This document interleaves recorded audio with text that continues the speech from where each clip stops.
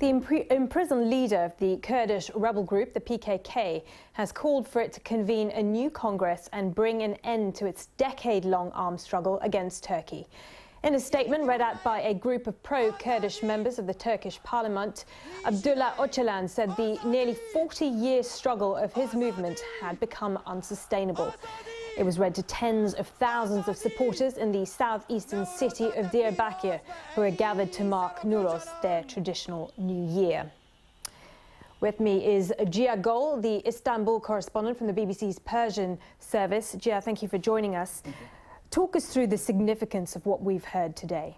Well, obviously, his message always ripples through Kurdish community, and many people listen to him. At the same time, more importantly, those people who are in the Kandil mountain, where the base of the PKK is there, and obviously the commander of the military wing of the PKK is there, they listen to him. But in the same time, Mr. Ocalan asked them for this conference to consider laying down arms in Turkey, war in Turkey. There wasn't mention of laying down arms in other parts, because don't forget, PKK is only Kurdish organization in the world, has members from other parts of Kurdistan, not just in Turkey, from Syria, from Iran, and from Iraq. That's why many people believe if they reach to sort of agreement in Turkey, it doesn't mean it's the end of armed struggle with PKK, because most likely they move their force to somewhere else like Syria and possibly in Iran. Well, this is what I was going to ask you. I mean, where does this leave the Kurdish fight for their own homeland?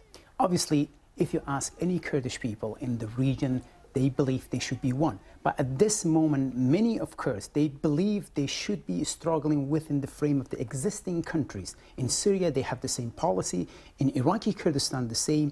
And in Turkey, the same. The only places left is Iran, because there is not much activity there for an obvious reason. But at this moment, what we are talking, actually, many of Kurdish fighters from Turkey and Iran are fighting in Syria against IS militants, yes, or in Iraq. Well, yes, they're fighting Islamic State, and one of their issues has been with very little support from Turkey. So how will this peace plan play into that, do you think?